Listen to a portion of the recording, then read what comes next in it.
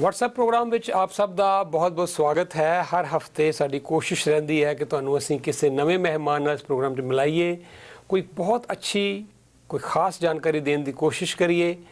ਸੋ ਅੱਜ ਸਾਡੇ ਮਹਿਮਾਨ mister bill Blair. Mr. Blair is our Minister of Border Security and Crime Reduction. ਉਹ ਸਾਡੇ ਮਹਿਮਾਨ ਨੇ। ਇਲੈਕਸ਼ਨ ਚੱਲ ਰਿਹਾ ਹੈ ਔਰ ਇਲੈਕਸ਼ਨ ਦੇ ਟਾਈਮ 'ਤੇ ਅਸੀਂ ਉਹਨਾਂ ਨਾਲ ਗੱਲਬਾਤ ਕਰ ਰਹੇ ਹਾਂ। Crime, gun violence, illegally people crossing the border. There are many issues which we are going to talk to him in this conversation. So first of all, we are welcoming him. Mr. Blair, thank you very much for coming to our studio. Thank you very much. I'm very honored to have the opportunity to be here with you today. Thank you so much for sparing some time. I know you are quite busy in the elections, and you yourself is a candidate for Liberal Party again. Sure. So last time when you joined Liberal Party and contested elections, definitely having a vast experience as a police chief, working, leading a force, heading a force. So you came with some aspirations. But in politics, when you come to reality, so how much satisfied you are with the 4-year journey so far? Well, you know, the Prime Minister has given me a number of very significant responsibilities to deal with issues that are very, really real and serious concern to Canadians. You know, you spoke of the issue of gun and gang violence. I speak to the people of all of our communities across Canada, certainly in the Greater Toronto area. People are genuinely concerned about the incidence of gun violence in their communities and the attraction that gangs can have for our youngsters. And so it's something I've worked on my whole life, and I'm honored that the Prime Minister has given me an opportunity to bring forward new legislation and regulations, new investments and new supports for communities and for the police to keep our communities safe. I also have responsibility for the issue of money laundering. And, you know, I've worked in organized crime and fighting organized crime for most of my adult life. Before I was the police chief, I was responsible for organized crime investigations. And I know that, you know, we need stronger laws and we need better resources for the law enforcement community and the better sharing of intelligence information to deal with the threat of organized crime and their illicit money. Because it can corrupt our financial institutions and it can have a real impact on the quality and the cost of our lives. I've also been asked by the Prime Minister, you know, we had a situation a number of years ago where as a result of some changes in policy that Mr. Trump brought into the United States, we saw a large number of people who had sought refuge in the United States suddenly flee to Canada. And they were coming across our border in a regular fashion. And Mr. Trudeau called me immediately and said, we need to make sure that that's properly managed. Canadians are concerned. And so I went there. And I worked with the RCMP and the Canada Border agencies to make sure that we had adequate resources, that everyone that crosses that border would first of all be checked and investigated so that there's no criminality or threat to our security. I will tell you 40% of them were children, it's mostly families. But we wanted to make sure that there would be no criminals coming to the country. But I also looked at the processes by which Canadian laws were being upheld and the rules regarding how those people were to be dealt with. And I wanted to make sure that the laws were being applied fairly, but also that we were ensuring that our system was efficient and working properly. And so, you know, we've brought forward a number of very significant measures. We've doubled the capacity of the Immigration Refugee Board because those decisions have to be made quickly, and if people need our protection, they get it. If they do not, they are removed. Okay. And that's what Canadians expect. But, you know, one of the things I can tell you about that, which was very interesting to me, there was no threat to our safety. But Canadians have a very strong sense of fairness, and they wanted the rules to be applied. And they wanted people treated with compassion, but they wanted to make sure that everyone followed the rules. I agree with them. That's not being abused. That it's not being abused. And so that was the job that the Prime Minister gave me. There are a number of other significant issues that I have responsibility for. And I'm pleased we have been able to make real progress on many of these files, but there's more work to be done. And it's one of the reasons I decided to run again. We talked during the last election and as to why I chose to do this after my policing career, but the work is not done. There's more that needs to be done. And I have an opportunity. We've just recently, for example, brought forward a new policy to keep guns off our streets, to make it more difficult for criminals to gain access to guns, because guns are causing a serious threat to our safety and causing people to be fearful in their communities for themselves and for their children. And so it's time to take strong action to keep guns out of our communities. And so we brought forward measures to do that. And I've been working with mayors and police chiefs right across Canada. They have told me we need more resources. We need help to keep our communities safe. And we're going to make sure they get that help. We're going to invest in those communities, invest in those kids, help those communities be safer and stronger. Frankly, as long as the Prime Minister gives me an opportunity to continue to work hard to keep all Canadians safe, I'm honored to have the opportunity to do the work. Mr. Blair, recently we have seen a spike, increase in violence, particularly in the city of Toronto and adjoining areas. Who can be the better person than you to tell us? You have headed the force, you have worked very closely with your force. What is the reason all of a sudden this increase in the violence? There's a number of things that have been taking place, not just in Toronto, but certainly in Toronto. First of all, I think that we took a number of very effective measures during my term as the police chief to make sure the police were in neighborhoods and that they were connected to communities. The police alone cannot keep us safe. It's working with the people in communities, working with teachers and social workers and youth workers, parents, businesses. We all have this shared responsibility. And we have to make sure that our officials have the resources that they need in order to keep our communities safe. Communities need more support. We've seen some cuts recently to some of these community organizations. We need to make sure that they have the resources so that our kids can be successful in school, so that people can get good jobs, so that we can deal with issues of inequality and injustice in our communities to help young people make better decisions. We've seen that happening. We've also seen, there's been some changes in the way in which our communities are being policed, and as a result, we're starting to see a significant increase in guns in our communities. Handguns, and they come from 3 different places. We know some of them are smuggled across the border. We live next door to the United States, and guns are very easy to get in the United States. And so we have seen criminals buy guns in the U.S., smuggle them into Canada, and sell them to gangsters. We also know many guns are being stolen from legal gun owners, and even the gun that was used most recently in the Danforth shooting, a tragedy in which 13 people were injured and 2 young girls lost their lives. That gun was stolen from a gun store in Saskatchewan. Had it been stored properly in a vault, that gun may never have ended up on the streets of Toronto. And so we're going to bring in new regulations that require more secure storage of those guns and more responsible ownership of those guns. The story is demanding ban on the handguns. How much difference it can make? Well, let me tell you what I believe is the right thing to do and what we are proposing. We know that guns are being stolen, and we also know guns are being illegally sold. We need to stop those things by making gun owners be more responsible in their secure storage and by providing greater oversight and accountability for the selling of those weapons. In all parts of Canada, those guns must be stored securely. But I've talked to Mayor Tory, Mayor Crombie, and Mayor Brown out here in Peel Region. They all wanted to do more to keep guns out of their community. And so I've discussed with them, perhaps a city might say, for example, the only legal place to use a handgun is at a range, a licensed range. And so, in the perspective of many of the mayors, that gun should only be stored at the place where it can be legally used, in a proper vault with proper security measures so that it is not vulnerable to being stolen or diverted into the criminal market. And so a city may say, instead of allowing people to store it in a safe at home, we will require them to store it at the only place it can be used legally. Under more secure storage. That isn't a ban, but it's significant restriction on where those guns can be available in our community. And the particular vulnerabilities of certain cities and towns and communities need to be acknowledged and recognized. And I think it's important for all 3 orders of government to cooperate, to work with each other. And the requirements in a small rural community in Western Canada or Northern Ontario may be different than in a big city like Mississauga or Toronto. And so, we have to have laws that apply to the entire country, but we also have to have the flexibility to respond to the unique concerns of some of our communities and some of our cities. And so we're working hard to do that because it really is a shared responsibility and a partnership. But ultimately, there are some politicians that want to see us have an American gun culture. They want us, that everyone should have a gun and that we should carry them for self-protection.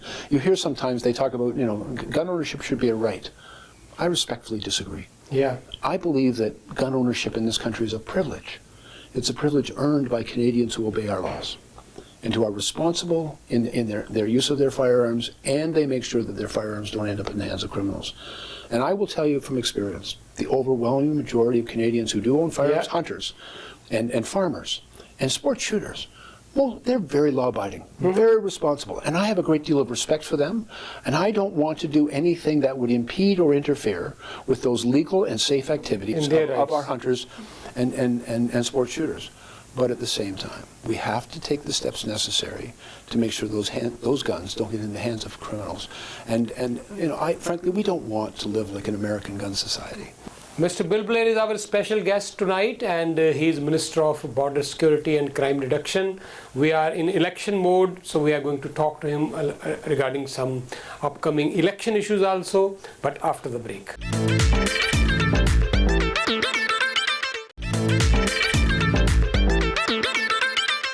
Break ਤੋਂ ਬਾਅਦ ਤੁਹਾਡਾ ਇੱਕ ਵਾਰ ਫਿਰ ਸਵਾਗਤ ਹੈ WhatsApp programme ਦੇ ਵਿੱਚ ਔਰ ਸਾਡੇ minister of border security and crime reduction mister bill Blair ਜਿਨ੍ਹਾਂ ਨੇ ਕਾਫੀ ਸਮਾਂ ਟੋਰਾਂਟੋ ਪੁਲਿਸ ਨੂੰ ਹੈਡ ਕੀਤਾ as chief of the police ਉਹ ਸਾਡੇ ਮਹਿਮਾਨ ਹੈ ਇਸ ਵੇਲੇ ਅਸੀਂ ਉਹਨਾਂ ਨਾਲ ਗੱਲਬਾਤ ਕਰ ਰਹੇ ਹਾਂ mister Blair you are talking about mayor Bonnie Crombie mayor Brown mister Brown has shown his resentment that criminal from 416 area coming to Brampton, he's saying that no aid to us from the provincial and federal government as far as, and he said Brampton is equally affected now.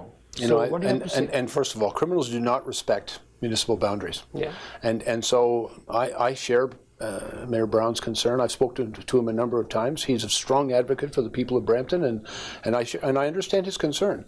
And we didn't just bring money to the City of Toronto. We brought $65 million to the province of Ontario for distribution of resources, desperately needed resources, to not just the police but to communities right across Ontario.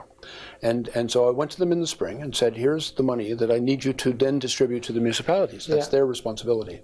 And quite frankly, that has not happened as quickly as it needs to happen. And so just a few weeks ago, I came to Mississauga.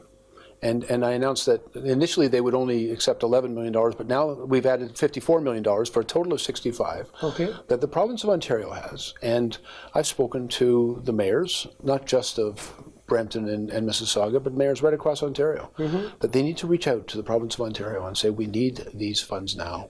That's why we provided them. And I also want to assure them, I care about the safety of every community. Every child is our responsibility, and the safety of our citizens is our greatest responsibility. We have made money available to help the police and help communities right across Ontario.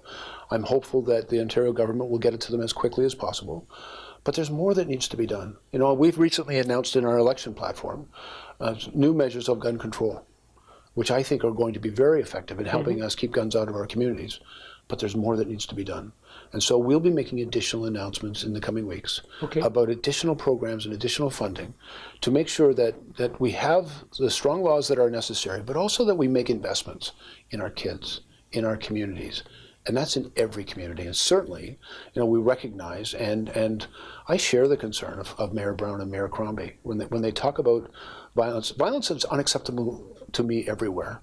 And we need to do everything possible. And, that does not just mean that one order of government has a responsibility or makes all the decisions. We have to work together. All three orders of government have to come together. This is our shared responsibility, and this is the job. For 10 years, I was the police chief in Toronto. We didn't get any help from the federal government. For 10 years, nothing, not a dollar. And when I went to them and said, I need you to do certain things for us, I was ignored and couldn't even get an audience most of the time. It's one of the reasons I went to Ottawa to change that. And when I travel across the country, I go to every city I go to, I go and see the police chief. I've done it here in Peel. I go and see the mayors. I've done that here in Peel and right across Canada. And I ask them, what do you need and how can we help? And we are delivering on that help and listening to those local officials who know their communities best. They know what they need. The problem's not the same in every place. And therefore the solution is not the same in every place. Okay, having, heading a police force for 10 years and now Minister in charge for crime reduction, do you think that you have got a good opportunity to serve as a minister in the department where you wanted to work? Yes, I will tell you, I've dedicated my life to keeping people safe. And Mr. Trudeau has given me the opportunity to work on a number of different files that can help keep Canadians safe.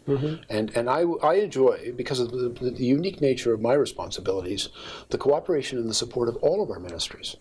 And so I work very closely with the Ministry of Justice, the Minister of Public Safety, the Minister of Health, the Minister of Global Affairs. Here I would like to add that another issue which is being discussed is that we don't have strong enough laws for these criminals, because easily they come out, easy for them to get bails. So why don't we have tougher laws for them? And you know what? I've enforced those laws all my life. Yeah.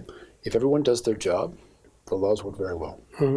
I will tell you that, you know, there are some people that are so dangerous that we need to be protected from them, and we need to keep them in custody when we arrest them.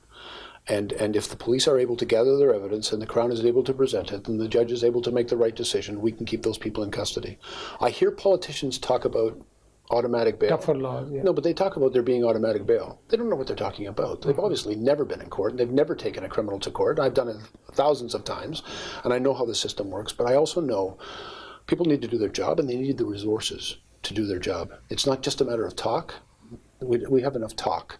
We need action. And we need to resource the people who do the important job of keeping us safe.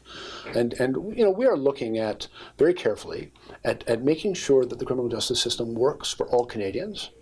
But, you know, I'm weary of politicians who just talk tough. Okay.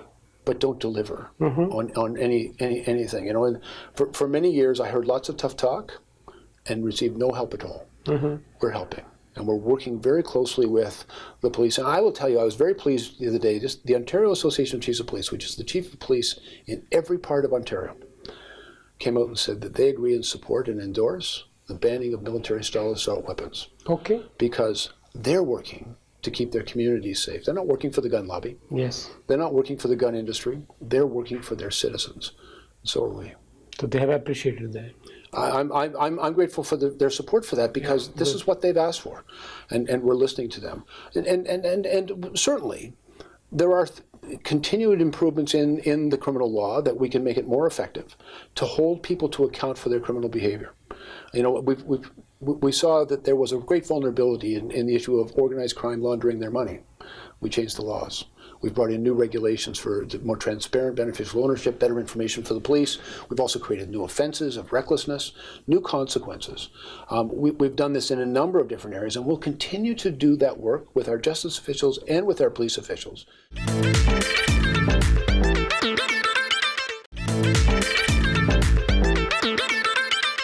Last time when you came, we discussed with you many people who are crossing border illegally. Yes. That was a big issue at that time. Now we don't see that issue much in the mainstream media. That I don't see that issue more or less in this election campaign now. So do you think that that issue has been addressed, or what is the reason? Well, we've made real progress. You know, the Prime Minister sent me to the border to get it under control. I would submit that we have got it under control. We have significantly reduced the number of people that were crossing our border. There are still some people coming across, but, you know, they're families. But 40% of them are children. And, you know, there are people who desperately need the protection that Canada can provide, and some people who've chosen just to seek a better life in Canada. And that's not what our refugee system is for. We've increased the capacity of that system to deal with people in a more timely way. We're making sure that all of our rules are being enforced. And, you know, some of our rules needed to be improved. And so we brought legislation forward in the spring so that if someone had made a claim in the United States, they couldn't make a second claim in Canada. And that's made a difference. You know, I think we've sent a very clear message that Canada has an excellent immigration and refugee system, but we will enforce our rules. It's what Canadians expect of us.